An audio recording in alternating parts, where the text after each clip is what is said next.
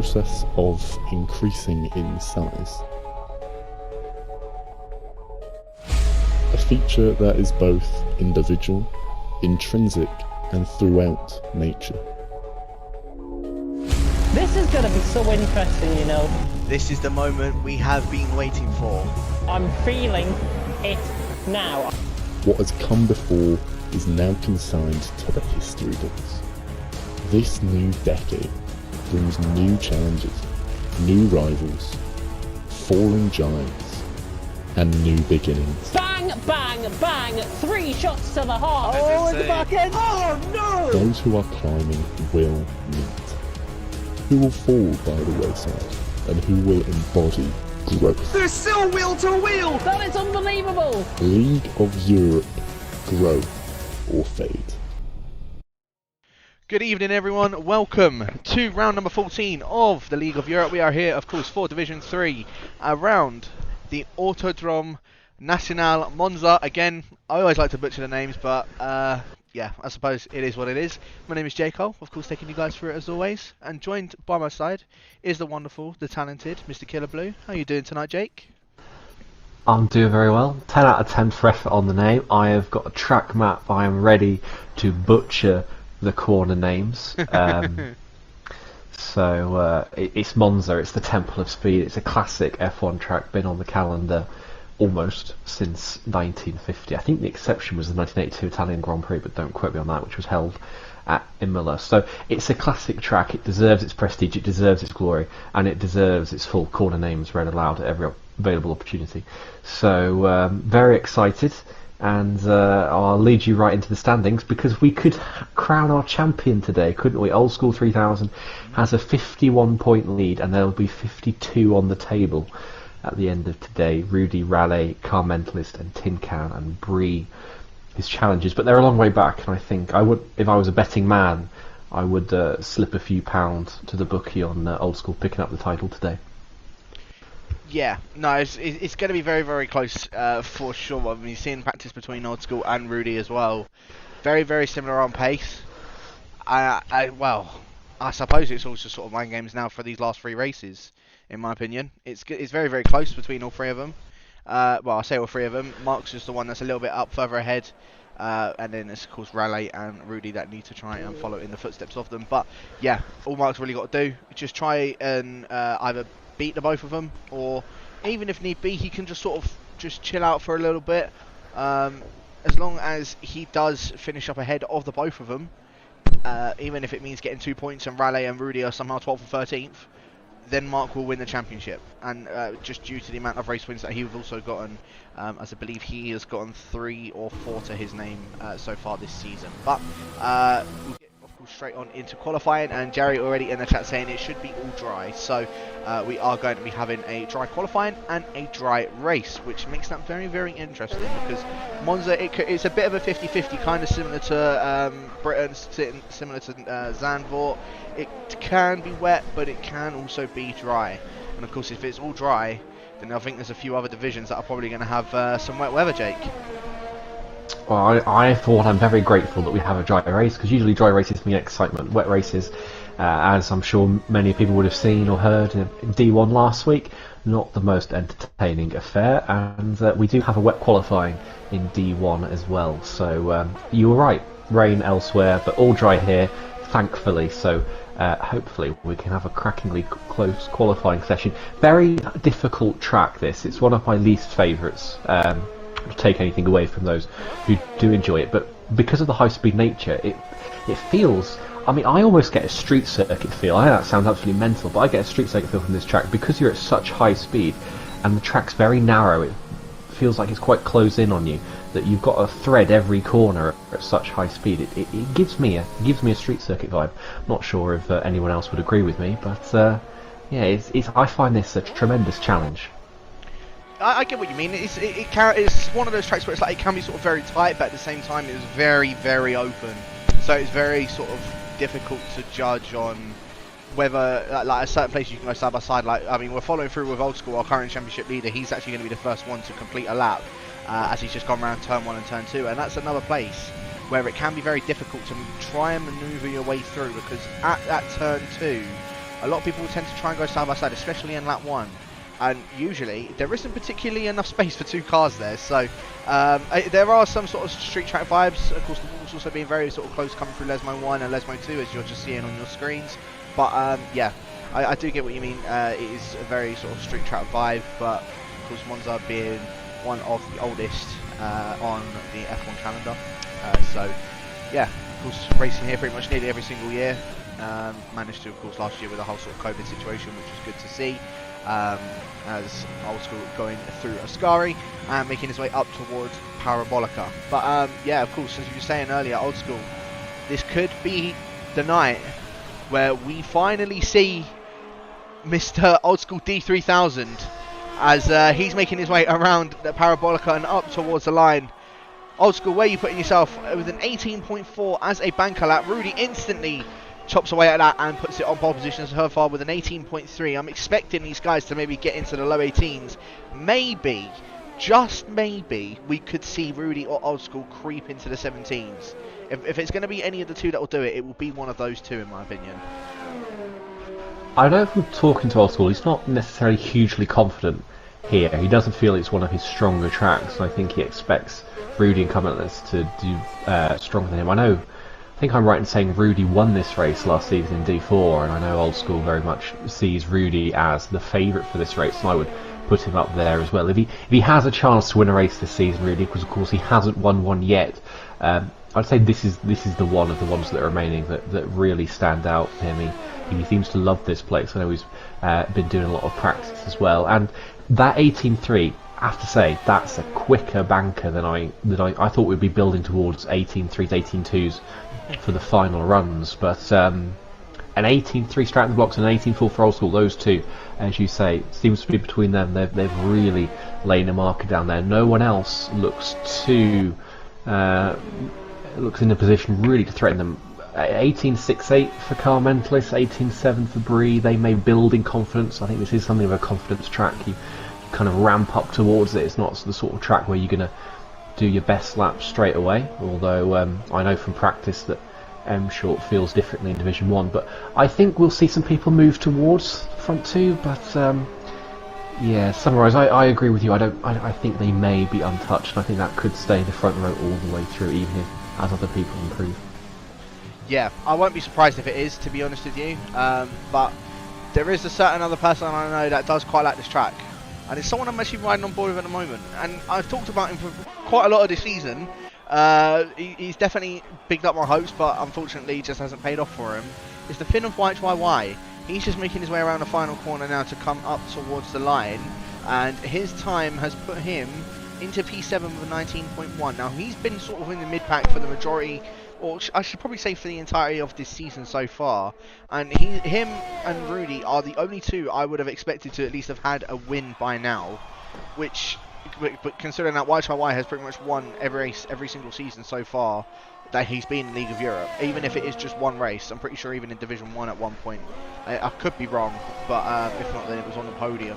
Yeah, YY, he's one of those ones, he's sort of a bit of a veteran, shall I say, of the LOEPRL sort of scene, and yeah, usually he doesn't disappoint. I think this has probably been one of his more disappointing seasons so far. I'm sure he doesn't mind me saying that, because I'm pretty sure he'll feel the same about that. I can't disagree with you. I thought he'd be in amongst the title contenders this season.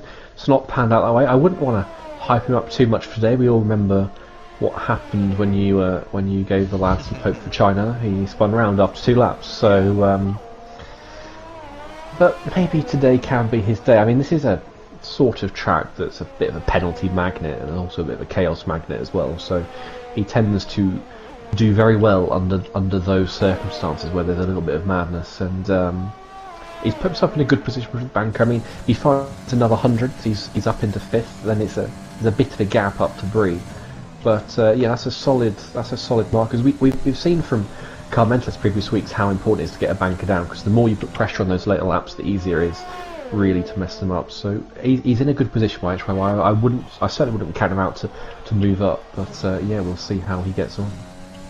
No, of course, and there's someone else as well. Another person that I'm also thinking about is Mr. Peter Dornabau. He's just making his way up towards the line, and 18.8 puts him into P5.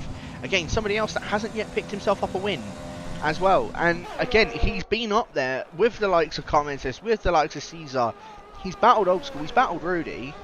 So realistically, Peter is another one as well, because even last season, back when myself and Yorno were also in that division, and TDB, he was battling with all of us at the same time. So he has the capability to take a win. Again though, it's just one of these tracks where it's like, you pick up, or you can tend to pick up a lot of penalties. And I feel like Peter's probably a bit liable for doing that, for picking up quite a few penalties in a race. I mean, he could completely prove me wrong today and end up taking a win on penalties, but I feel like he's one of those people that they'll try and push the car that much more to the point where they then pick up those penalties, and it just affects them in the long run. Ever the bridesmaid, Pete, isn't he? Seems that way. Never the bride. Not like Rudy, not without a win this season, but unlike Rudy, never really. Tangent comment spun coming out of Lesmo 2, and he was 800 down coming out of Sector 1. Caesar was following him, but Caesar was already invalid. So car mentalist, yeah, not a crucial mistake there if he wants to improve. And Rudy improves again to an 18-0. And yeah, all happening right now. But that's a costly error from car mentalist. Not for the first time this season. We've seen him not crack, but wilt a little bit under the pressure of qualifying. I think it's not his strongest area. We've seen that, and there's another mistake again.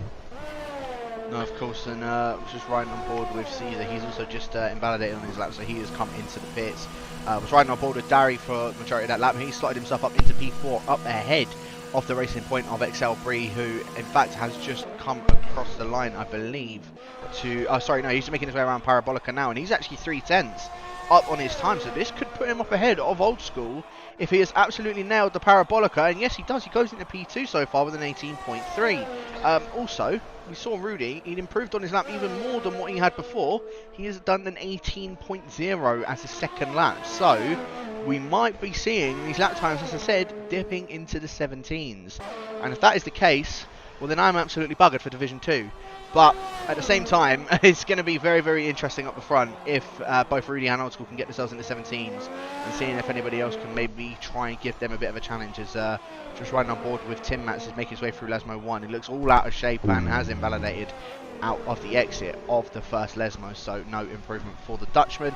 A couple other guys on their laps, Damon, White Chai, RJ's just started his first lap as well, as White Chai has invalidated on his lap as well as I go on board of him, so we're not going to sit on board with him for too much longer. But yeah, there's a few other guys that said that I was just out currently doing their laps. So far, it's only 12 people have put laps in.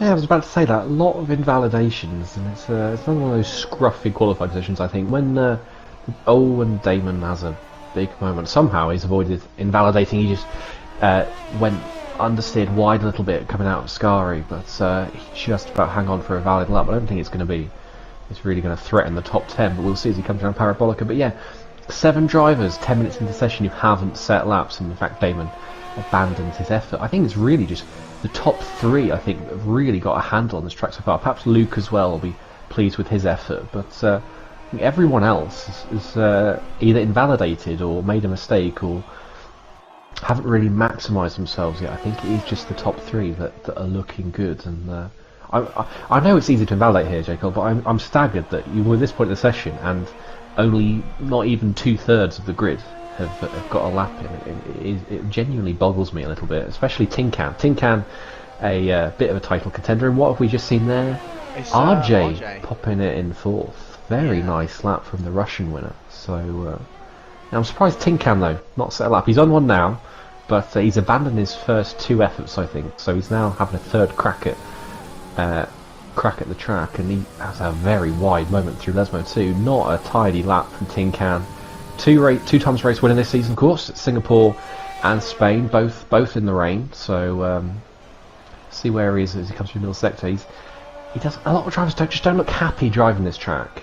I think it's a confidence track, and I think it's very easy to lose confidence. Especially, I think you find confidence from going quickly, and a lot of the drivers just don't seem to be hooking up right now. Yeah, through Ascari especially is where you need that confidence through, because that's probably the part where most drivers are going to be thinking that they could have a little spin going through there, and well, if you lose it at Ascari, then you pretty much know that it's over. You've just got to accept it. So I feel like that's probably where the most confidence part comes from, and also coming up to the second chicane, which will just run on board with Raleigh with, as he's actually a 10th down on his time, so he's 3rd place in the championship. Going to be under a little bit of pressure as well, considering that his 2 rivals are in 1st and 2nd at the moment. But yeah, Raleigh at the moment still Car down in Mentalist. P12 as Car Mentalist goes up ahead of RJ and only 12 thousandths behind XL3. So Car Mentalist, well, he's improved on his qualifying from what he has over these past couple of weeks. I wonder if the Brits going to be able to maybe make a bit of a charge at both Rudy and Old School going in towards turn 1. Of course, turn 1, well, we'll talk about it more when it gets to the actual race, but I can tell you now, it never usually ends well, just even in the first lap into turn 1, as Caesar improves on, Chill puts himself up into P5 as an 18.5, as I believe Caesar also improved on his lap with an 18.6. And Raleigh, well, instantly just beats on, as we were talking about him, puts him in the P7 with an 18.645, only a hundredth up on the Indian. It's a very nice lap from comments that you'll have time to get another lap in. I'm just trying to see who else is on the lap right now. I think it's just Luke 05. Old School as well, possibly? No, I think he improved on his lap, actually. No, he is. Oh yes, you're right. Completely missed that. He's improved to an 18.0. So again, he'll have time to do another lap. Just half a tenth off Rudy. So yeah, I think Luke is the only one who's on a hot lap. Everyone else is coming in, getting ready to put on that last fresh set of tyres and go out again. Luke's on a very good lap, actually, 2 tenths up coming through Ascari. He hooks that up nicely, doesn't get too much oversteer mid-corner, which is easy with those curbs for the back end to step out away from you. Eases the car to the left hand side of the track to lessen the angle of Parabolica. Now it's just one braking turn in. Easy to go deep here, but he pinches the apex nicely, takes quite an early apex, and then brings the car back over to the right hand side of the track for the shortest run to the line. And where's this going to put him? Puts him P5. That's a really nice lap. And Damon goes 6th as well, just behind him by 11 thousandths of a second. Really strong laps from those guys. Certainly are, and I believe this person here, Mr. Funky Chicken in Ferrari, is on his final lap, as well as Jerry down in 18th position. Just watching the Dutchman now as he's about to make his way through Parabolica. Get yourselves on the D3 bingo, because I get the feeling he's going to run it out wide and get himself invalidated, or he's going to slow absolutely down. No, he's going into the pits to make sure he doesn't get himself a lap. But yeah, Funky Chicken, going to ride on board with him in the Ferrari. He's making his way around Lesmo 1, I believe, filling in for K-Mark for this evening. So yeah, Funky Chicken, I believe, is this his second race, isn't it? He raced last week at Zandvoort, and it didn't go too well for him, I don't think, but I think he's looking for a little bit of redemption come this evening. Making his way through Ascari, takes it very, very deep into the final corner of that, of probably one of the trickiest chicanes on the calendar. But yeah, Funky Chicken now making his way up towards Parabolica, and let's have a look and see what the reserve is going to do on his, this will actually be his first and his only lap that he'll be able to do up towards the line, and it's an 18.6 and it is P11.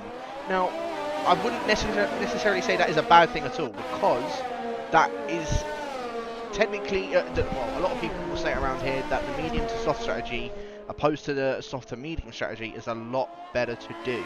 So if he does start on a set of mediums and there's no early safety cars or anything like that to help out the soft runners, then Funky Chicken could be in for a very good shout of getting himself in that top 5 this evening. He's got to stay there though, hasn't he? He's got, well, 8 cars behind him, all going pot laps. I think Tin Can is the first of those. He needs a big lap here if he wants to stay in that fight, mainly for second in the championship, more so than to win it. I think Old School is out of sight, even though Tin Can technically win it, and he didn't cut turn 1 as much as you can here. If you really ride over the curb turn 1, you can get a really nice exit on out of 2 through the end of sector 1, and he's a 10th and a half down nearly coming through the first sector. Not a good start to the lap for Tin Can. He needs big improvement. He's already 3 tenths behind Peter, who's just 1 place in front of him. Luke retires from the session, so Tin Can needs a big 2 sectors here, and he's got invalid. I talked that one up, didn't I? He's got invalid on the exit of Lesmo 2. So who's next down the line? I think it's going to be RJ, or yeah, I think RJ's the next one who's going to set a lap coming through the end of Sector 1, and he's a 10th up, and he's already on a very good lap, and we see how crowded it is from Bree down to, well, Peter, really. So there's big improvement here for RJ if he can keep this lap up. Certainly is. I was just riding on board at Tim Mats as well, just a little bit up ahead of his teammate, as he actually keeps that valid very nicely done from RJ. He's in 0 ERS though, so I'm not too sure what that's about, considering that he's on the straight. I don't know if that's just glitched on my side, but yeah, no, he's 4.5 I think he messed down. up Lesmo 2. I think when he kept it in play at Lesmo 2, I think he lost too much time because he came in way too hot into the apex, cut over the grass, and had a big snap of oversteer. So I think he just lost the time Rudy through there. Rudy. That is going to be a quali ban. No, Wait, was that? Oh no, he dropped it himself. Yeah, he's binned it out of Ascari. He was actually up on his lap, and he's binned it out of Ascari, and I believe Old School, well no, he's invalidated on his lap as well, so it all lies to Bree and Carmentis. Here comes Bree. Up to the line. No, well, improves ever so slightly, but it's not going to be enough to try and catch Old School and Rudy. Let's have a look. Carmentalist, is he going to maybe... He's backed out. No, he certainly has. What about Chill? He's invalidated on his lap. RJ's in the pits. Raleigh, give us something. Raleigh's backed out. I think Raleigh's backed out. Caesar? Yeah, I'm just trying to see who else. Caesar, he's up on his time. He does an 18.5 and puts it into P10 just up ahead of Raleigh. So Raleigh is on the poor man's pole position. He has backed out of that lap. Tin Can, he's invalidated on his lap. So that was a very, very anticlimactic end to the session, as Jarry has also invalidated on his last lap. But yeah, that was very, very anticlimactic. But yeah, Rudy, he's the one that is taking the pole position. Is that his first pole this season? I believe so. I will check while we go through the results. But yeah, that was bottles abound, wasn't it? At the end of qualifying there, I really thought someone was going to go out. I'm surprised. Tell you what, I'm surprised Caesar finished his lap. He was in P11, and as you say, poor man's pole position. He would have got that favoured medium soft strategy, and he elected to finish his lap, improved by 600s, and put himself into 10th, and knocked Raleigh down to 11th. You know how much Raleigh loves starting outside the top 10. Very surprised that Caesar finished his lap there. Yeah, no, I'm as well, because that would have been a prime opportunity for him to go for a medium to soft strategy, but he does put himself in the top 10. But as I said, Rudy, he's the one that takes the pole position from Old School. He was pole at Australia. Okay, so at Australia. Pole at Australia. His second pole position of the season, the Dutchman. Yet to take a win, hopefully today for him it will be his first. Peter, I didn't even realise he ended up improving the end of P3 with Bree in 4th, Carmentalist 5th, Luke in 6th, Damon in 7th, Chill in 8th, RJ in 9th, Caesar rounding out that top 10, Raleigh on poor man's pole position in 11th, Funky Chicken in 12th, Dari in 13th, Sophie in 14th, Tin Can 15th, Tim Mats in 16th, White Try White in 17th, Cam K in 18th, and then of course Jarry, Mr JSD himself, didn't end up putting himself a lap, so he is going to be starting at the back of the grid and working his way through the remainder of that grid. But yeah, I mean, I tell you what, the shotgun for me, I know it's not really going on pole. It's Peter being in 3rd position, and I know what his starts are like around. Well, just in general, he could jump both of these guys off the start. I think this could be Peter's best shot at winning a race. As I said, Old School, he's quick, but he's not necessarily confident. And Rudy also hasn't had necessarily a. He's not really put himself in the position to lead from the front too often. So there is a sniff of an opportunity there for Peter. I just heard that Tin Can is running default setup, so that's why he struggled running 6 wings at Monza. Not necessarily going to go well. But you ran PC last night. What would you do in terms of strategy? Would you always go medium soft, or do you think there's a reason for some of these guys outside the top 10 to maybe go soft, pick up a few places on those first couple of laps, and then run the leader's strategy from there? Well, if you're probably at the front of that top, of just outside, oh sorry, I'd actually say at the back of all of the guys that are outside of the top 10, you might get away with maybe going for a set of softs at the beginning. I'm assuming everybody outside the top 10 have probably gone for a set of the mediums. Let's have a quick look. No, Sofian has gone for a fresh set of soft tyres. He's the only one outside the top 10 with soft, so this Frenchman's going to try and get a few jumps on a few of the other guys. For me, the names disappeared, but if anybody doesn't know who that is Mr. Sofian the Frenchman in the other Alpha Tauri. But yeah, he's going for a bit of a bold one. I would have really said anyone outside the top 10 to go on a set of mediums, to go play the long game, because then you get a fresh set of softs as the final stint. I said maybe if you're at the very bottom, like where Kankei or Jarry are, you haven't really got anything to lose. You just go balls deep into it and just get yourself into that deep end and see what you can do. But yeah, at the moment they've all gone on a fresh set of medium tyres, so I'm intrigued to see how the rest of that is going to play out. But yeah, as I said, I say throw yourself into the deep end. You've got turn 1, and the run up to that, it's quite a long run up, so it's going to give anybody that's behind an opportunity to try and maybe go for something. And because it's Division 3, I won't be surprised if we see a couple guys maybe attempt something. I'm going to keep an eye on that midfield through the start. I think I might ride on board with Damon, because that's always an adventure on lap 1. So I'll keep an eye for front wings flying. Tell you who I fancy this race, just as they come round to line up. I fancy Bree. Had a quiet qualifying session, but a really solid one, 4th place. Wheel user. This is historically a wheel track, and he's well, if he's not spinning it by himself, he's very good at keeping out of trouble, and has had a couple of wins already this season. So I fancy Bree, particularly with Rudy and Peter being 2 of the guys ahead of him, that Bree could keep a cool head and just sneak his way in there in the battle for the win. But we shall see. See, I'm actually going to go with Peter. I think, I mean, if anyone, we all realistically think it's going to be Rudy, but I'm actually going to say Peter. I'm thinking that this is his best chance of getting himself first race win. Same with Rudy, but I think if anyone could possibly do it, as long as he doesn't get any penalties and keep a cool head like you said, I think Peter's probably going to be the one to get it. Old school again though. I've seen what him and Rudy can do in practice, and well, I suppose it's just a matter of time whilst we are waiting. I think it's a little bit of a glitched grid at the moment. I don't know if that's because of Sofian joining a bit late on, but yeah, I think we're just waiting for something to happen at the moment, I believe. But yeah, I'm intrigued to see how this is going to go. I wonder if we are going to need a restart, in which case, or it could just be that Sofian gets shouted at in the Division 3 chat to leave. If he sees it, I'm sure we'll get underway. Hopefully we don't have another Japan situation where we get kicked out, but we shall see.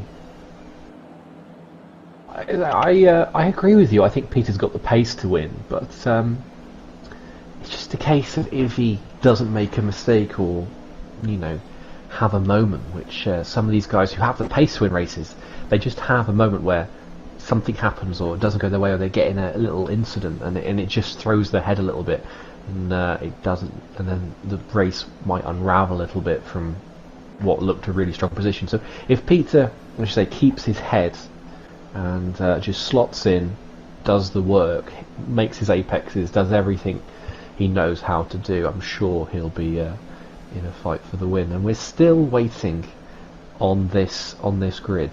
So I've actually been told it's actually Bree that we're waiting for, the lobby host. So I don't know if it means we're going to have a restart, or if, I don't know. This is going to be very, very interesting. I don't know if we're going to have the restart, because if that's going to it's confusing. Okay. Oh, I've got to make the call. That's very, very interesting. Okay. I really don't know if we should have the full... I mean, if Bree can leave, but then I feel like it might kick us out like it did last week at Zandvoort. Because the same thing happened. Not Zandvoort. Was it Zandvoort that kicked us out? Japan. Japan.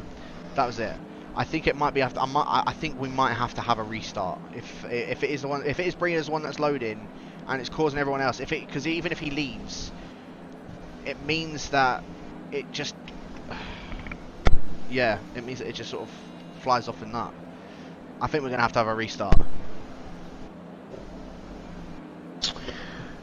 Well, as I think that is probably the best thing.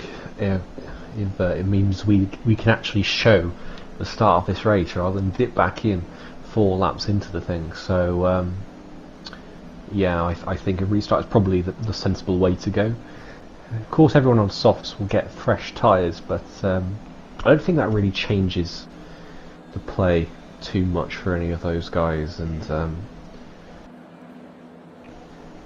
well, I think they would be on around 10-12% of the end of formation lap without the restart, maybe 3 or 4% with. So I don't think it really shifts the pit window too much. Maybe an extra lap, but it's unfortunate. But I don't think we're looking at really much more of a different race than we would see otherwise.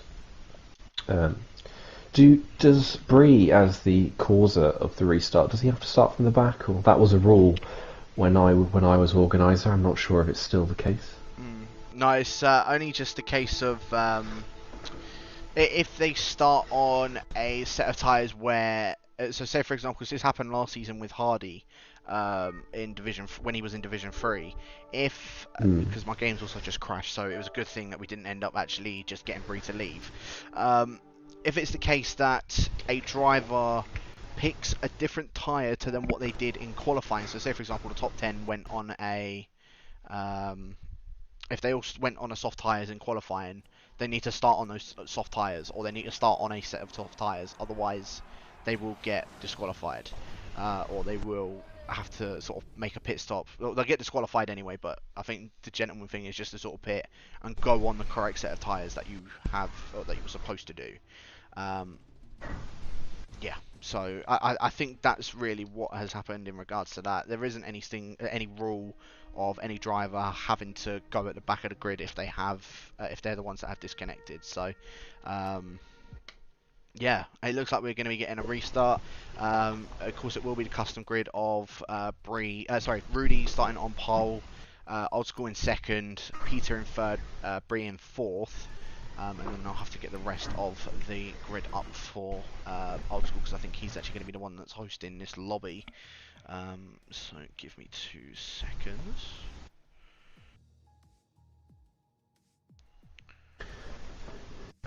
Just keeping an eye on the situations elsewhere in terms of winning the championships, because of course Montana can clinch Division 1 today, and Forza Brendan can clinch Division 4.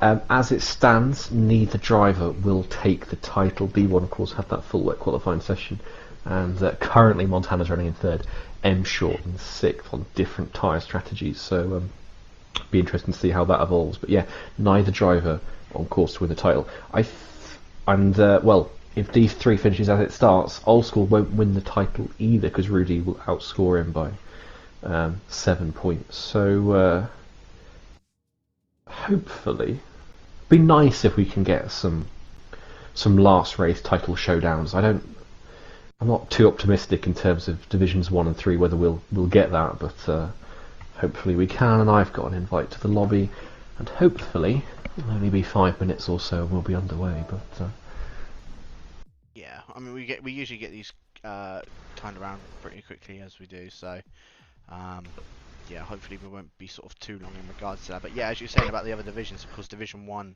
currently going on. Mr. NSX Justice Sass is actually leading the race at the moment. Rocco in second and Montana in third. Of course, Montana, as he said, can win that championship tonight with a couple of the permutations, like you have, of course, just said.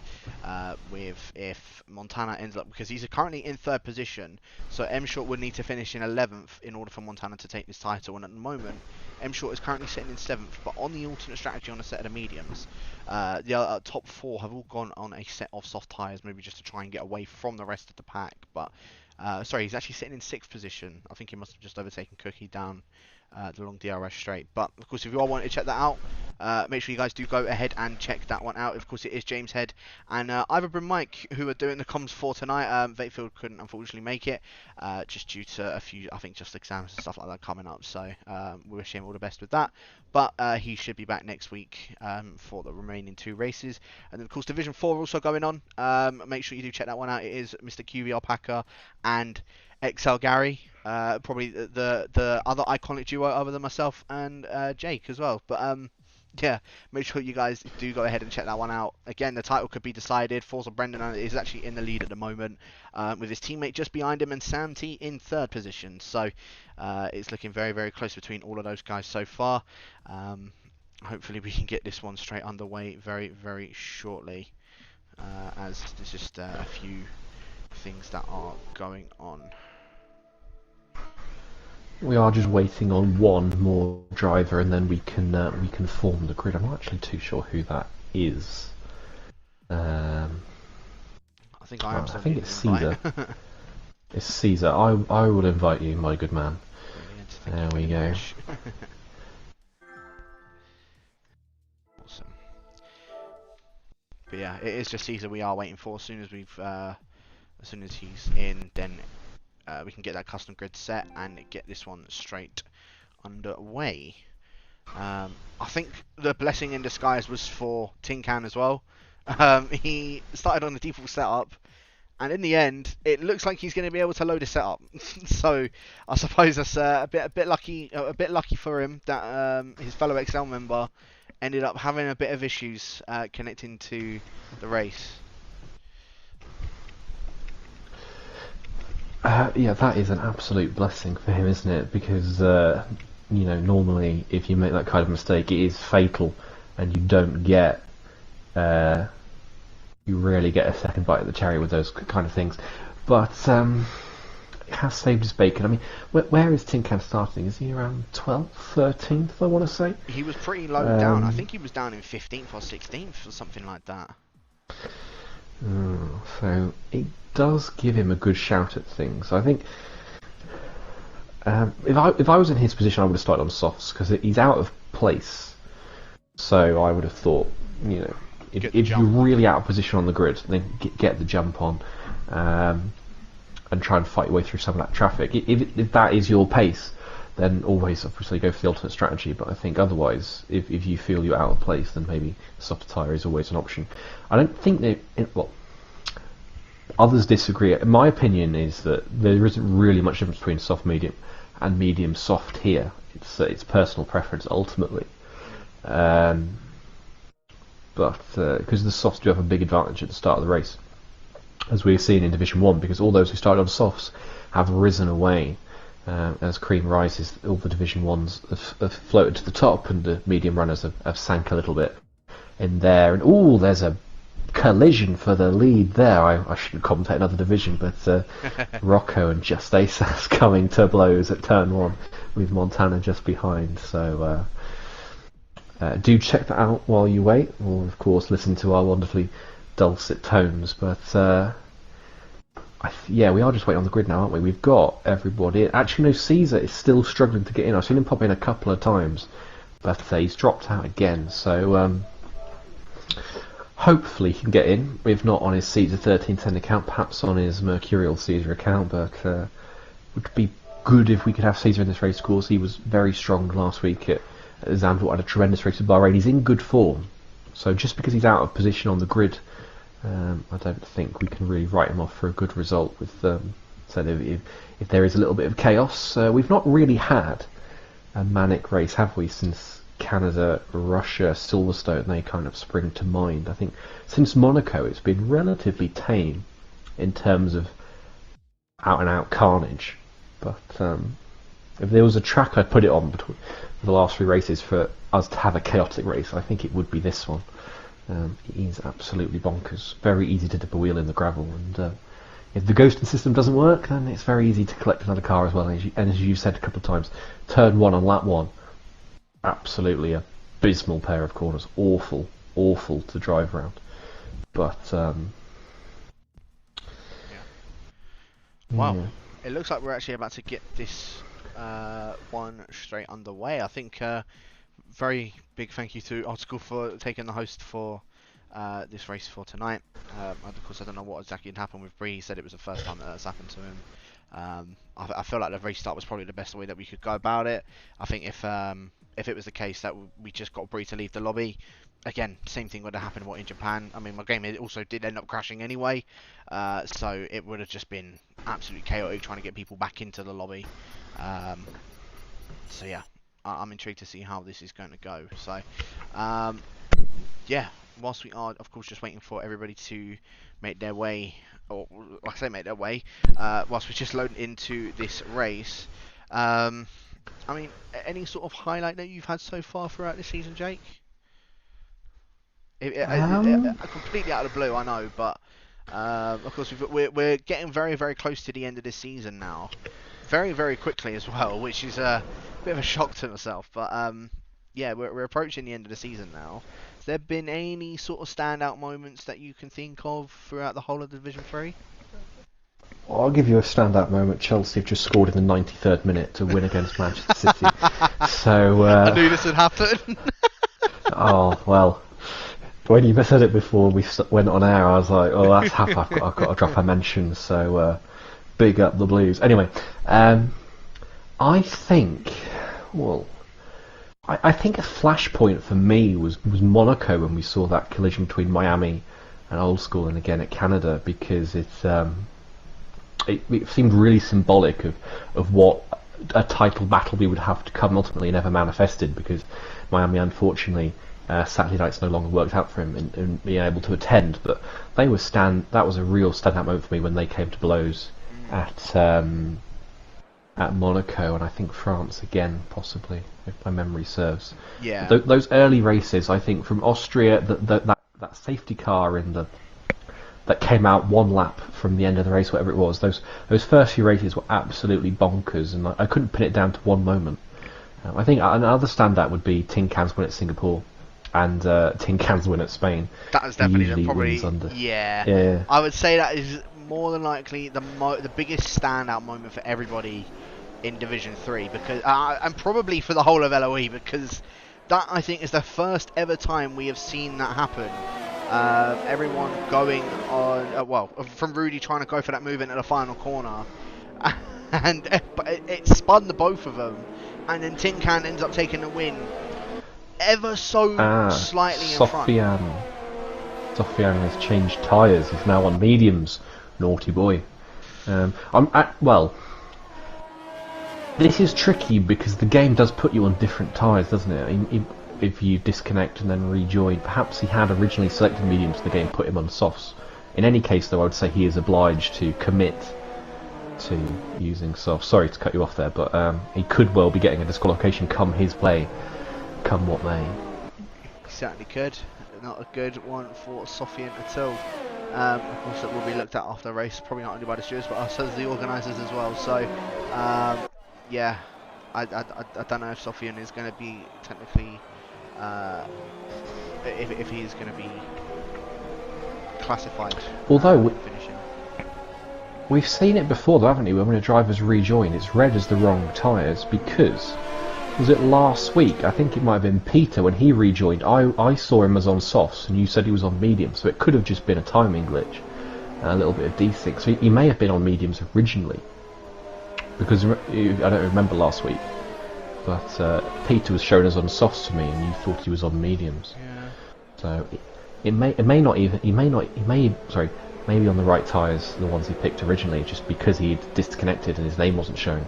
It just put him on as softs, as something of a timing tower glitch, but I'm sure his race director or whatnot, his footage will prove that otherwise. But so finally we're getting underway. Yeah, we're just waiting for Jerry to line up to the grid. Once he has, hopefully we won't have any more issues and we can get this one straight underway. Of course, we are going to be having 27 laps around.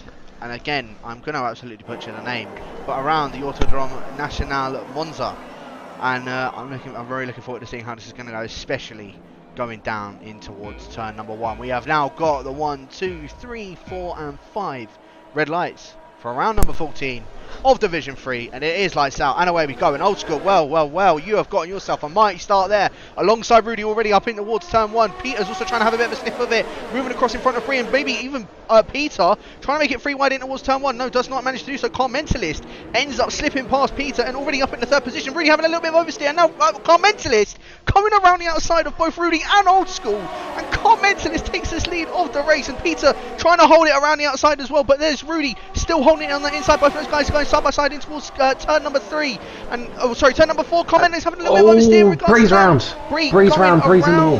And Peter moves himself up into P2. Old School's now down into 4th position. Rudy still remains in the lead of this race, but Car Mentalist, what a start from him and what a start from Peter. I think Old School is just playing this very, very safe at the moment and just making sure he doesn't have anything happen to him. But they look like going very, very slow. Is there a safety car?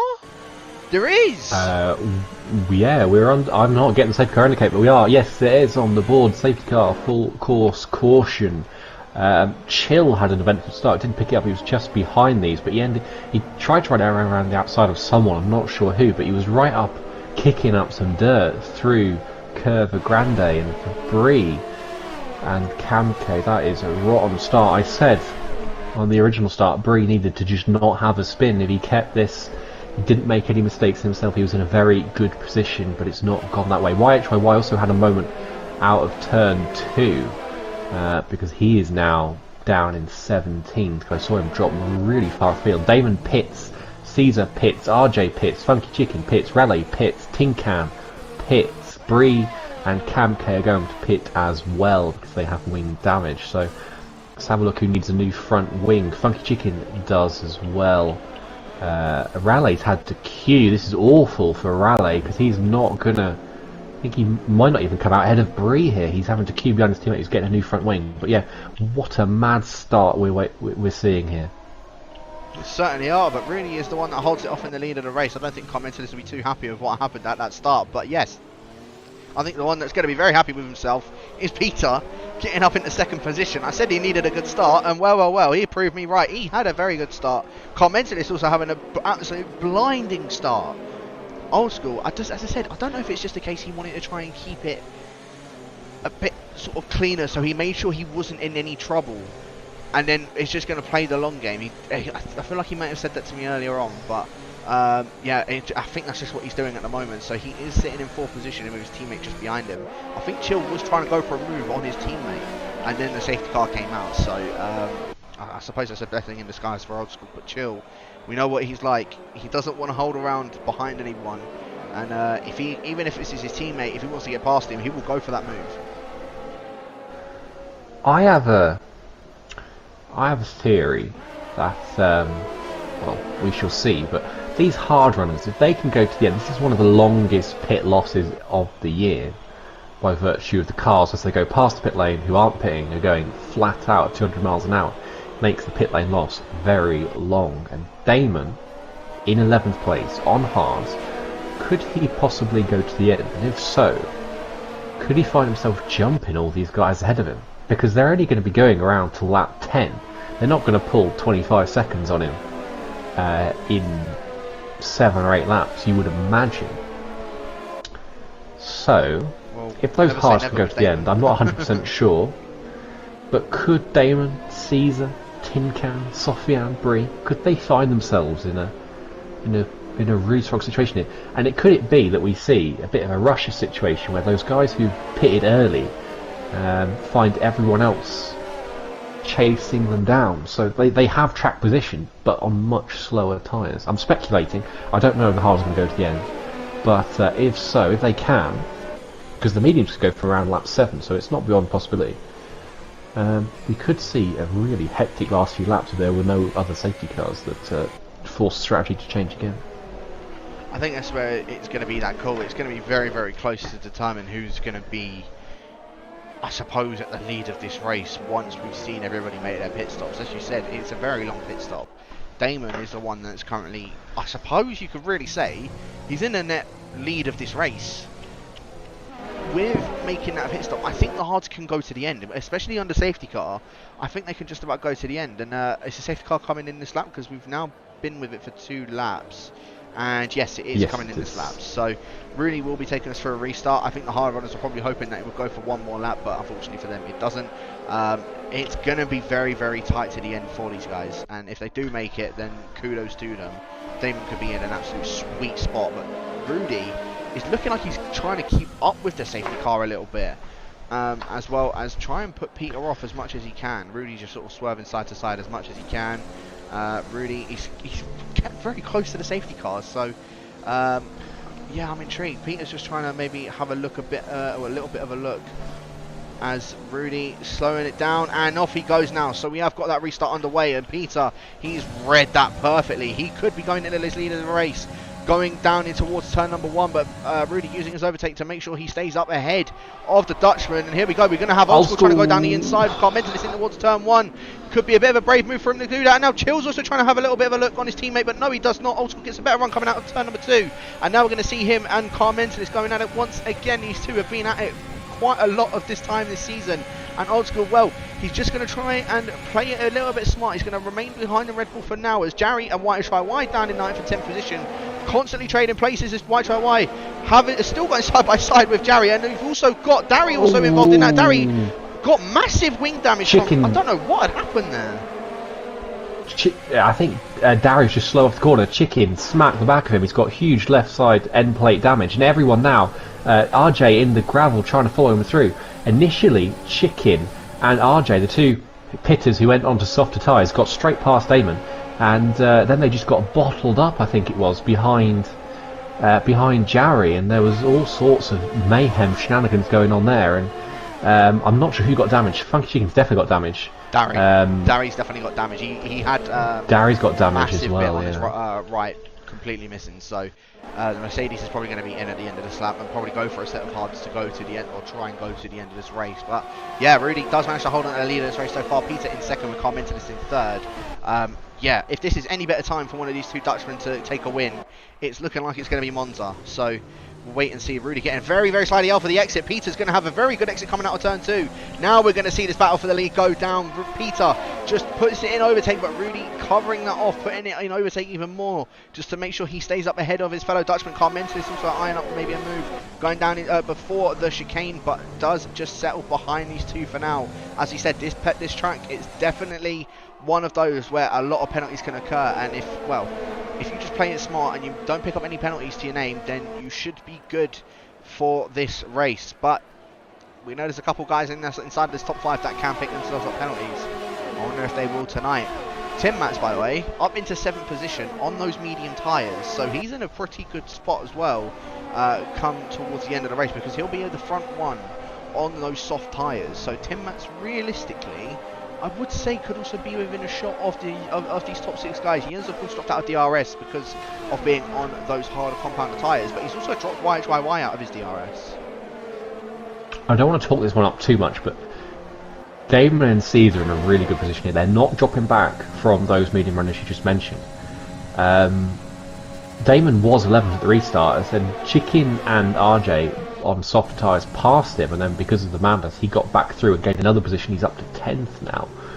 So those guys, Tin Can as well, is right on the back of Caesar, in a really, really strong position, because they're not falling back from those medium runners. They're right in there, and I think as the soft runners start to, the rears are going to go off within a couple of laps. It's going to come towards these guys. It's going to come towards Tim Mats, White, Jarry, and then Damon, Caesar, and Tin Can by extension. So those ones who have already pitted are looking in a really strong position. Yeah, no, they certainly are. Damon and Caesar and Tin Can.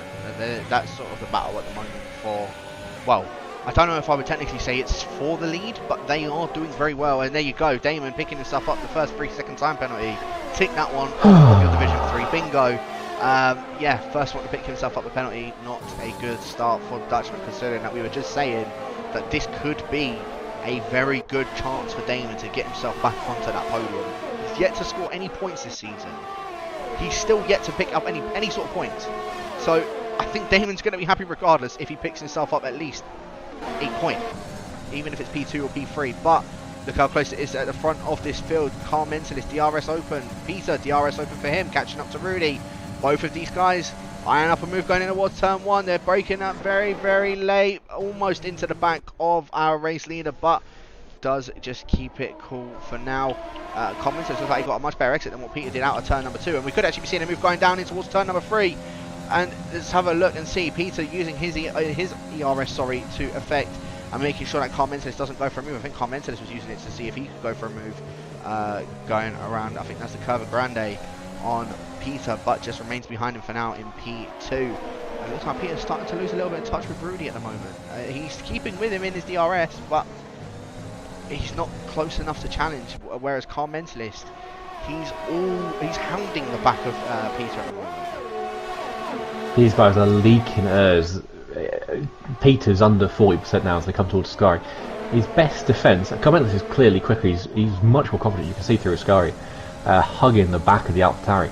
Peter's best defence from Carmentelis is to get past Rudy. Rudy will have no DRS, he'll be having to use all of his airs to defend. You know, this isn't, even has dropped back a little bit, Peter can still do this, and I think attacking Rudy is his best way to keep Carmentelis behind. Chill's just dropped back from the group a little bit. He's got Luke in close company. I think Chill has dropped out of DRS, has he? He has. He's not got it on his teammate. And Peter just pulls to the right hand side. He get a better view of that braking zone behind Rudy. Not close enough for an overtake. But and Tim Mats is really falling back from this, isn't he? All the soft runners are kind of keeping and watching briefly on each other. But Tim Mats, YHYY, Jarry, they're all really falling back from this group. I thought it would start to come towards medium runs, but they've not got enough inherent pace underneath them to do anything with those tyres right now, and it's costing them a little bit. I thought they would be hugging on the back of this train, especially with DRS, how powerful that and Slipstream are, but it's not happening right now. Yeah, and usually, I would say around this time, if there wasn't any sort of safety car, then we would see the soft runners maybe start to think about making a pit stop either this lap or the next lap. But because of that safety car, it's given them the extra little bit of tyre life, and especially with the restart as well, where they're now on a fresh set of softs, it kind of gives them that edge to just go a bit longer than what they usually can do. So I'm not surprised that we're still seeing these soft runners out, and I won't be surprised if we see them still stay out until maybe about lap 10, lap 11. Just get as much use out of these soft tyres as possible. It's just whoever is going to make that first move, who's going to try and go for an undercut. If I'm thinking anyone's going to go for an undercut, well, Chill. It's Chill.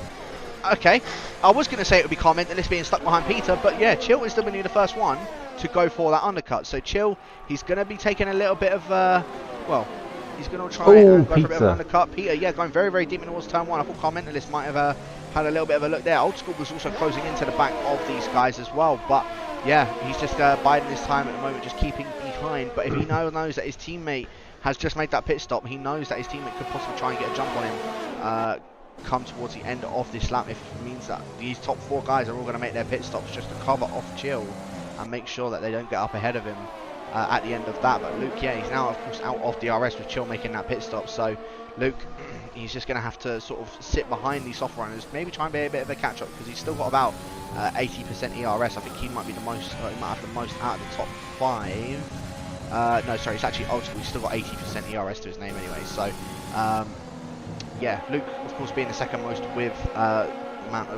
most amount of ERS, shall I say, is Carmentelis. Very, very slidey out of a slide.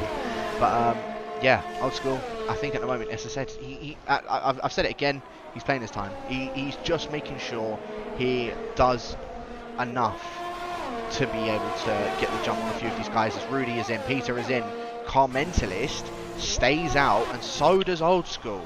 And Carmentelis will get DRS, but is Old School going to maybe try and go for a move in towards turn 1? Carmentelis is pulling off to the right ever so slightly. Old School going to go down to the right, but not going to be close enough to go for a move down in towards turn 1. Massive lock up from Carmentelis in front of Old School. It looked like put him off ever so slightly. So they're going to be dropping a little bit of time to those guys that are going on the set of mediums. And where is Chill in relation to the rest of these medium runners? Rudy is just coming out of the pits now, and so is Peter. Where is Chill in all of this? You can see Chill coming down the straight now. He might actually get past Peter, and it looks as if he has, but Rudy has remained ahead of the QVR driver. So Peter dropping that position, and he was in second position. So you've now got to think the rest of the guys that are up front, Carmentelis, Old School and Luke, they could all be jumped by Chill, and Chill could be in the net P2. This is a big lap for Chill. He's you say he can jump Carmentelis, he can jump his teammate, And just when Old School had a look on Carmentalist into turn 1, if I know Old School at all, he had absolutely zero intention of trying to overtake Carmentalist. He just wanted to spook him and hope something happened. Luke's doing very nicely though, isn't he? He's not dropping off too much. He's got good pace under him. He's not really. I mean, he's 2.6 seconds behind Carmentalist right now, but most of that is because the guys in between have dropped out, and the rest of the top three as it is now is coming in. And well, I'm just trying to keep an eye on. Chill's been passed by Peter. I think Chill's had a big moment. He's dropped really far behind Peter. I just looked. His gap to the leader was 23.5 seconds at the start of the lap. It's now 25. So he's had a moment somewhere, probably out of Lesmo 2 or going through Ascari, that's let Peter through. And now where's Peter going to pound the relations to? Rudy comfortably retains the lead. But what about Peter? Is he going to get Old School? Is he going to send it down the outside of turn 1? Old School can't cover him off because of the pit lane entry. Oh, and Peter just has to back out. Old School just about hangs on to his position. But I wonder if that mistake for Chill cost Peter as well, because we saw how powerful Chill's undercut was getting ahead of Peter. So I'm wondering if that mistake actually cost the pair of them, because Peter should have been ahead of these guys. Yeah, I feel like that is probably the case in regards to that. Looking at this though, this battle for the top 3 now. Jarry, YHYY and Tim Mats.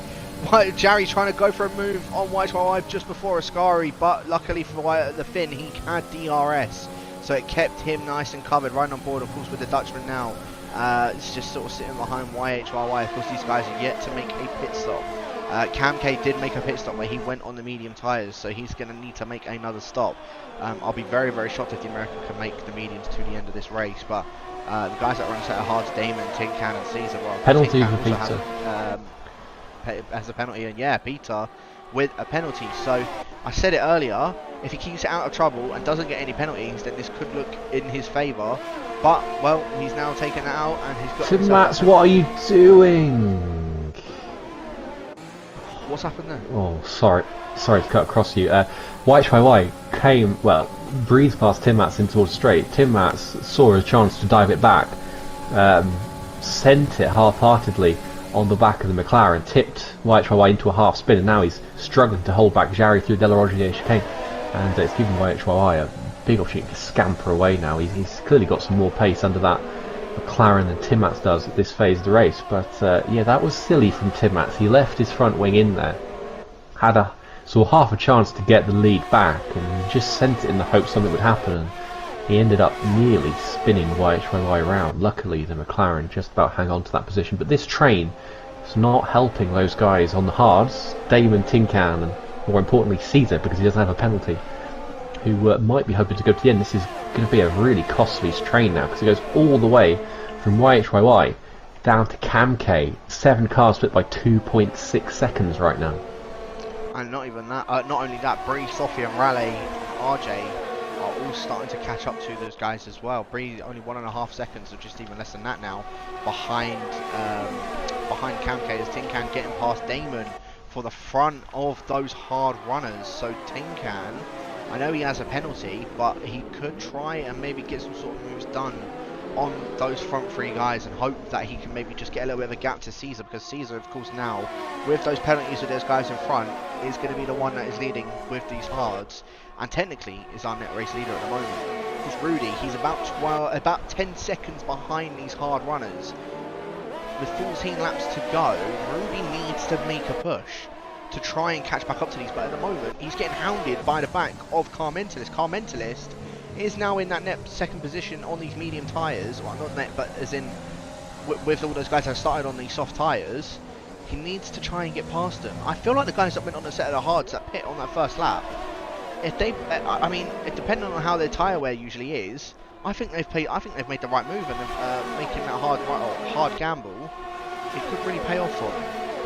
I mean, that's a high risk, high reward. Yeah, I think you're right, because they've obviously got good pace. Perhaps I'll state the obvious here, but it's not helpful for Rudy trying to catch a car in front when you've got another one hounding you behind. It becomes impossible to focus on your apexes, because you're second guessing where the car behind is going to come from every half a second. And he is catching RJ, no question. He's catching YHYY as the current leader as well, but I don't. They aren't really reeling that lead train in as much as I thought. And you mentioned Bree catching Kamke. He is almost within a second now, and it is, well, it feels a little bit like pandemonium in that lead train. Nothing really happening, but we've just got mad amount of cars so close together. We've got two immense trains in this race. One led by White Try White that goes all the way down to P11 as RJ picks up a penalty. That's covered by 6 seconds, an average of half a second between each car at the moment. And another one from Rudy all the way back to Luke, the guys who were at the top 6 as it was before the pit stops. And Luke and Chill, I can just see they're switching places into Lesmo 1. That's an opportunistic move if ever I saw one. And Chill gets a poor exit. I don't think he's going to get that place back into Ascari. But yeah, we've got some really close battles on track right now. Yeah, I think what happened with Chill there is because he picked up a penalty through that chicane as well, so the De La Rocha chicane. So I think it was the case that he picked up the penalty, had a bit of a half spin. Luke then got the better exit and just got ahead of Chill coming towards Lesmo 1. I think Chill couldn't really fight it, and yeah, Luke's now down up into P16. But well, this is looking very, very tight at the moment. The Caesar trying to go for a move in towards Damon, going down in towards turn 1. Damon going to try and hold it around the outside, both of them with the DRS. Caesar trying to go down the inside and has gotten that move done already before even reaching turn number 1. So Caesar now up into 5th, aka a net, well, still in a net first place with Tin Can having a penalty, but a net second place on track.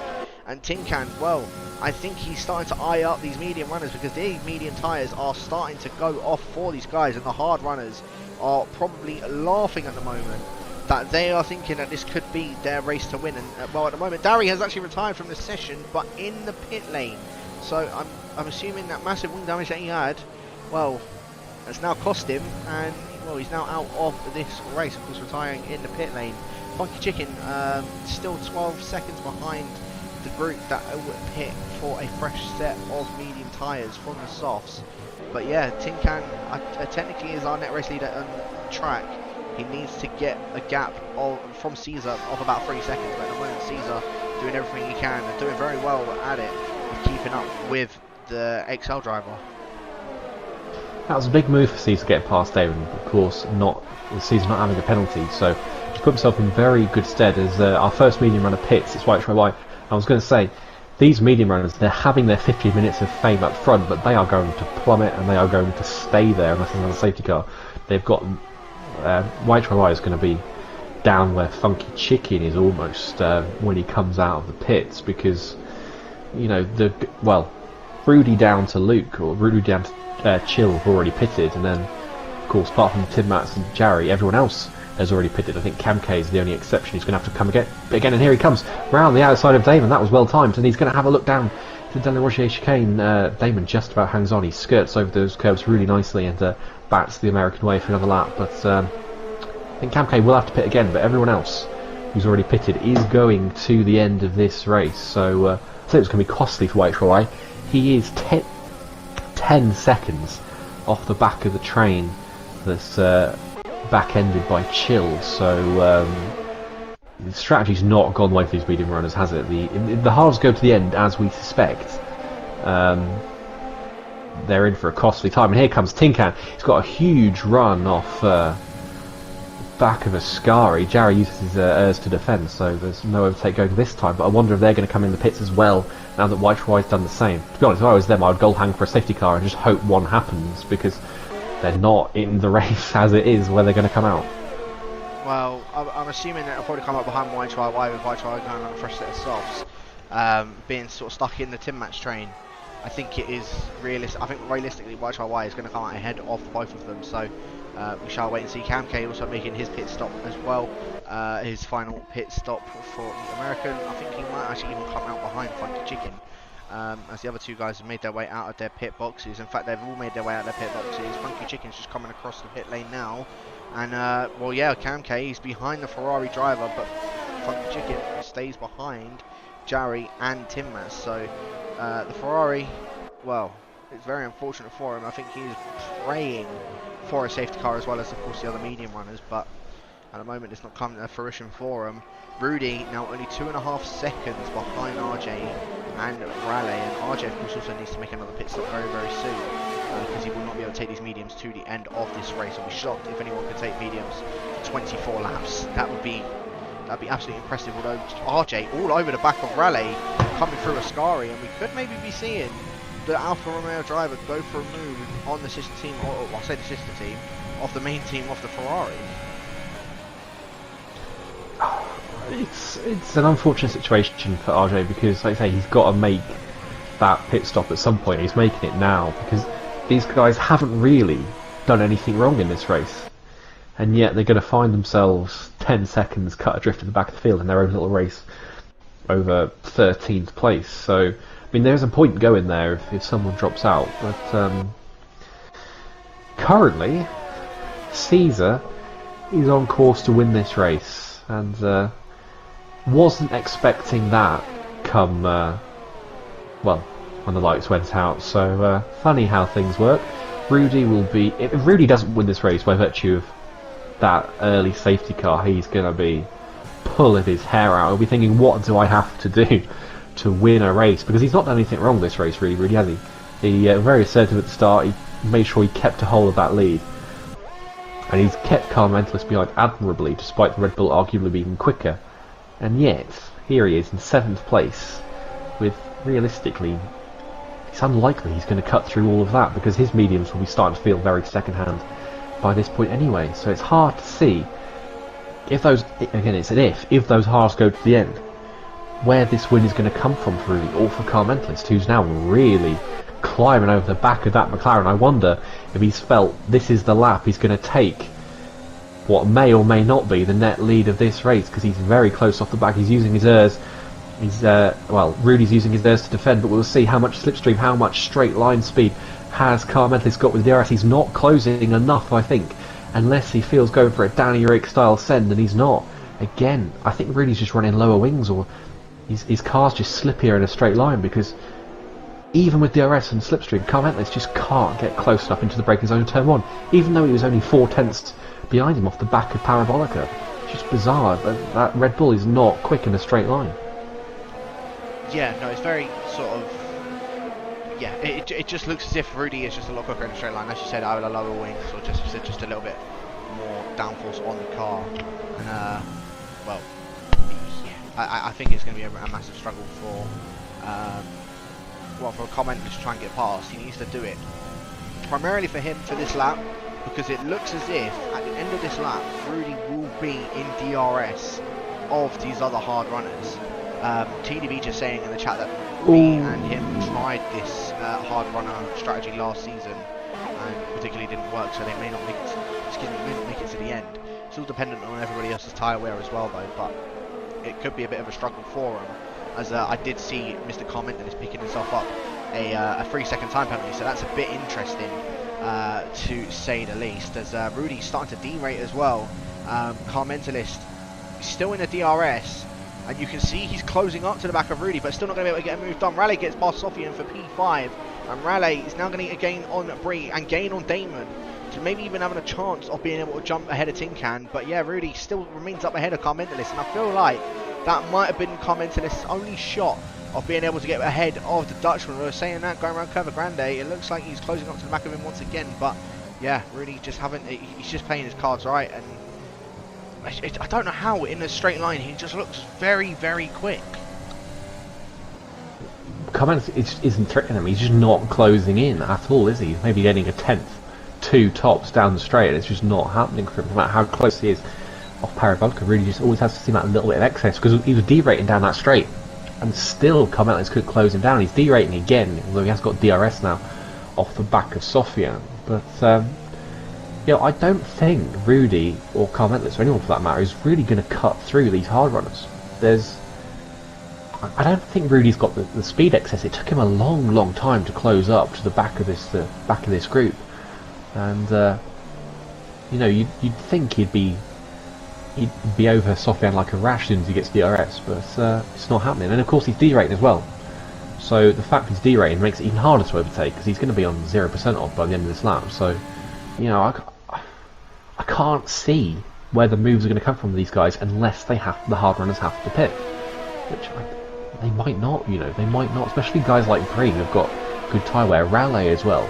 I know for a fact that Car Mentalist will be fuming if Raleigh ends up on the podium again, because currently he's a net second almost. If he can get past Bree or Damon, because Damon has 6 seconds of penalties, Bree has 1, Tinkan has 1, so he's net third at the moment. And if he stays there, I know Comex will be fuming, because he was fuming after Zandvoort that somehow Raleigh, leading that hard train for so long, sleepwalked his way into a podium. So yeah, I don't think Comex will be too happy with the way this race is unfolding right now. Yeah, I'm kind of. I'll tell you what. There's someone that we haven't particularly talked about in this race either, and he's yet to pick up any penalties himself, which is our championship leader of Old School. If Rudy picks himself up a penalty, then realistically, Old School is still within the shot of winning this title tonight. He's just got to get. Well, I say he's just got to get past Carmentalist. It's not an easy task. He's got to get past Carmentalist, Rudy, Sofian, and Raleigh. Of course, with 5 laps left to go, as I said, it's not an easy task whatsoever. He's on 80% ERS. Carmentalist is on 20. Rudy's on 6, Sofian on 20, Raleigh on 10. I'm really surprised Old School's not using his ERS to just go for some sort of move on any of these guys. Rudy's all over the back of Sofian, and Carmentalist, I think, was having a bit of a peek at Rudy as well, going through turn 2, and there you go, he's using his ERS. He might even try and go for an overtake going through the Curva Grande. He's now starting to derate himself. Carmentalist, the Brit, he's trying to go down go around the outside, coming up towards the De La Rosa chicane, and I think he's going to get that move done, or Rudy's trying to hold it down the inside. They're both still side by side. Rudy now going into the gravel, having a little bit of a touch in the gravel, and there goes Old School now going down the inside of Rudy. So Old School, I said he needed to make the move, he got one of them. He needs to get now past Raleigh. He's got 3 more positions to make up. He's got the ERS to utilise it. He can get past Carmentalist just purely on the ERS alone that he has got to play with. Carmentalist has not got any ERS he can use to defend from him. Rudy played that wrong. He'd used up all his airs. It was just the fact of how much of momentum Carmentalist had through Curva Grande. Rudy had nothing to defend with. And now Carmentalist is getting past Sofian down the run towards Parabolica. But Rudy will not be happy with that at all, I know for a fact. But I think that was fair game from Carmentalist. I think that was a very good overtake in the Old School passes Sofian. Sofian tries to tuck into the slipstream to get him back, and now Sofian is coming back. Sofian's back through. Old School's using his errs, but this is costing him a lot. He's now down to nearly 30%. He's the championship leader, and they're gonna hang it out through turn 1. I wince every single time, and Rudy having a look on the exit. Yeah, that was a cracking move from Carmentalist. Let's just go back to that on Rudy, and I think Rudy will complain, but it was a job well done for the Red Bull driver, I think. I'll tell you who's complaining. And here comes Old School now. Yeah, I was about to say, I feel like he's the one that's complaining at the moment. He wants to get this move done on Sofian. He's now finally gotten past him, but look at the time that he's lost to Carmentalist. He's now almost a second behind him, and he's got 30% ERS, so he had to get ERS to utilise it to get past Carmentalist. He's now almost a second and almost out of that DRS, where the next person up in front of him is the one he needs to get past, which is Raleigh. If he gets past Raleigh, Old School's won this championship. That's done. He needs to get back up to the back of Carmentalist. We've got 4 more laps left to go, and we could very well be crowning our Division 3 champion tonight. I tell you what, I'm not too optimistic, but we shall see. I mean, Rudy is comfortably sitting in the DRS of Bree, and if Carmentalist doesn't have... Sorry, Raleigh sitting in DRS Bree. If Carmentalist is derate, all these guys are derating, so, you know, I can't see a move, although I said that before about Rudy passing and Carmentalist passing Sofian, so... But, see, they're all just running in a straight line, they're not gaining on each other because of their errs and their lack of errs. And Rudy, yes, Peter's passed Rudy into turn 1. But yeah, they're just nullifying each other, these guys, and Rudy gets back ahead, but their errs of the DRS is just nullifying everything, and it makes it very hard to get an overtake. I mean, Carmentalist has got a run on Raleigh here, but he's got no errs. No one's got anything to fight with.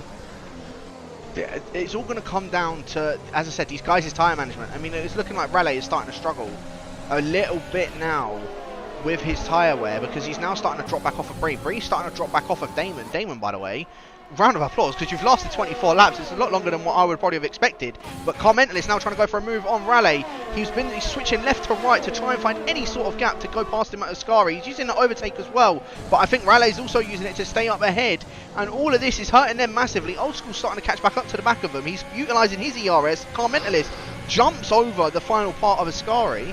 Did that give him another time penalty? No, it did not. Damon, though, has 9 seconds of penalties to his name. I think, Raleig's best friend at the moment is going to be Car Mentalist, but Car Mentalist is not happy and he wants to get past him.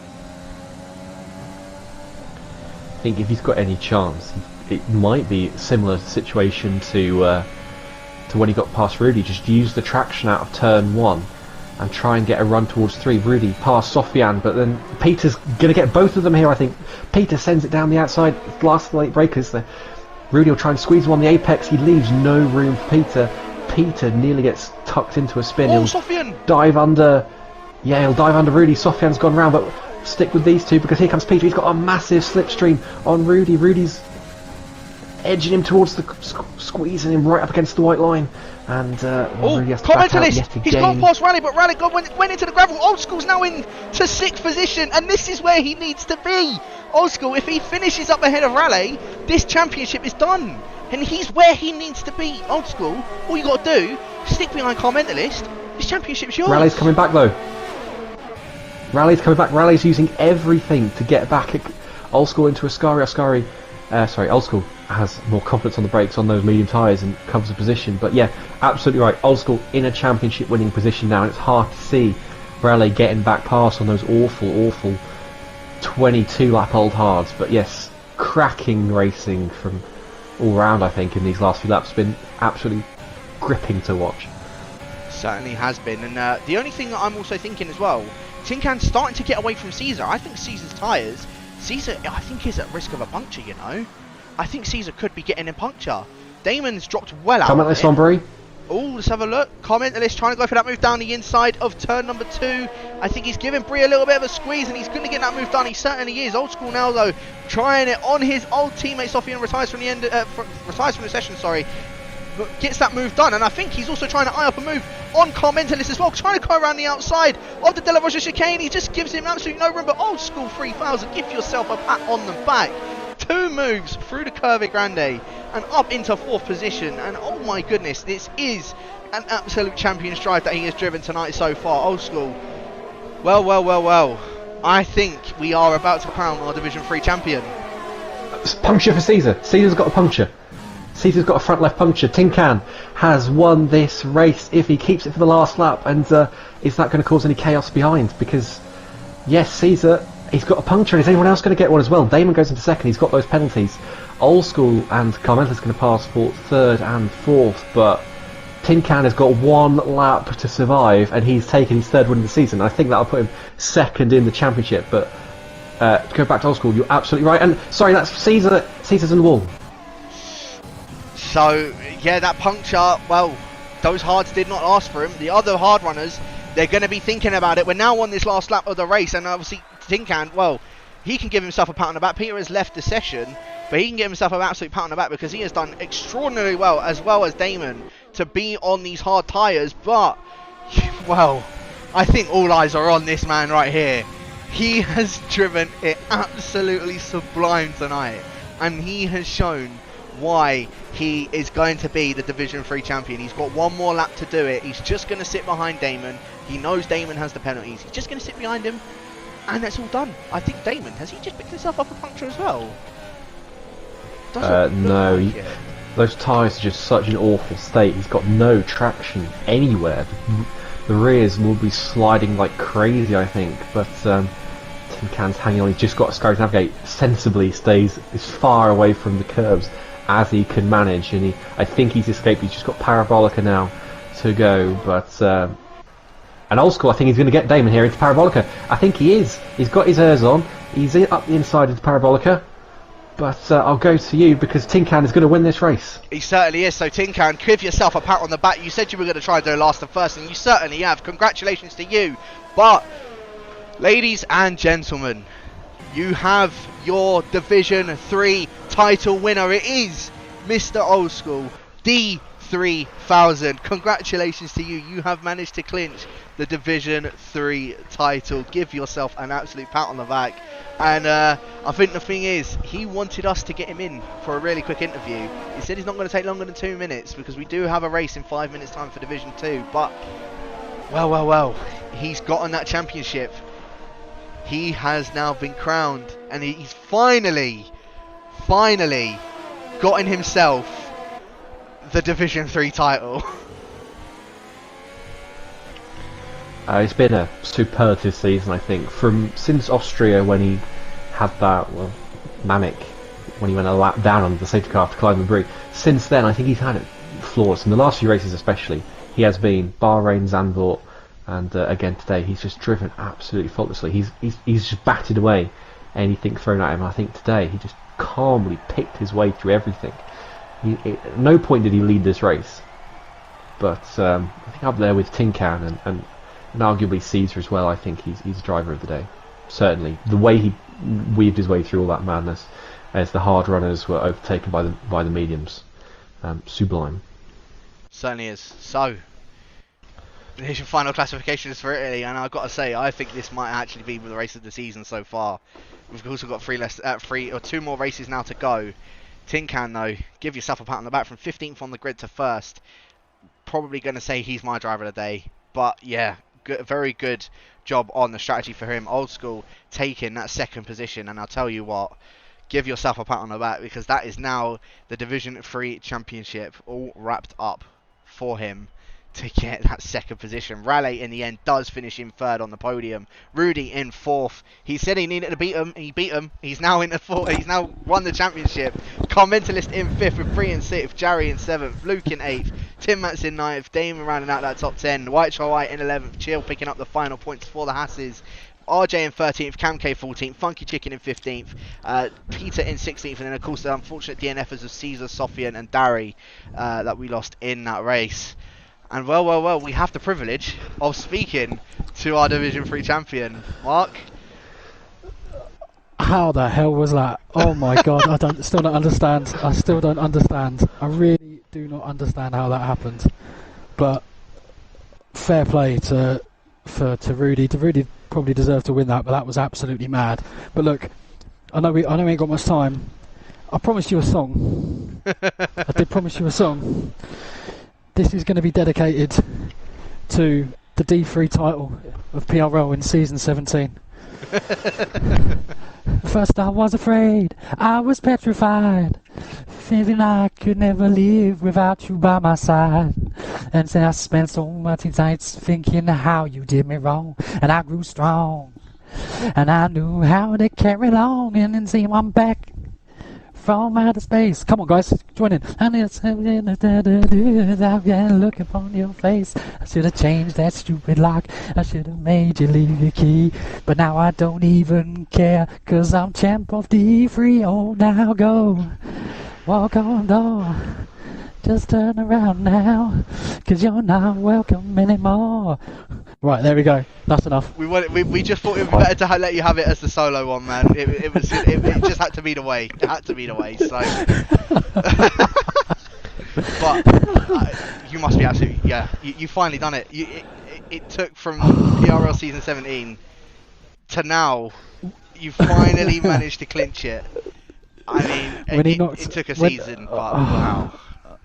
I still don't understand. I still do not understand. It was absolutely crazy, and I'm so I don't know. I can't believe I won it like that as well. What a race! What a fantastic race! That must have been really enjoyable for you lads to watch as well. It certainly was. I can probably speak. It was I don't know bonkers. if I can speak for Jake as well, but it was definitely insane. So yeah, that's. I'm just speechless at the moment. It was a very, very good race, to say the least, and I'm very glad to see that you have managed to clinch this title now, Mark. Division 2 though, next season, are we going to try the two-peat? Let me tell you something now. Every other D3 champion other than Zwiedema has come up and done not much. It ain't going to happen this time. I'm putting the same amount of commitment, and I'm coming for a lot of people and a lot of names. So. And there's not one person I won't battle, there's not one person I'll over battle. Looking forward to it. Oh, I can't wait. I cannot wait. I can't wait either. I'm very intrigued to see how you're going to do next season though, Mark. But you know what? Go and enjoy yourself. I know you've got Division 5 first, so after that, you could probably celebrate in the Division 5 stream. So you're of course more than welcome to do that. But congratulations to yourself, my good sir, and well. I fully deserved, in my opinion. Thank you guys. Thank you ever so much. So yeah, Jake, that was definitely something. I must admit, that was, as I said, I feel like that was probably race of the season so far. I enjoyed that one very, very much. We can't keep it going for too much longer though, because we have got to rush over to Division 2.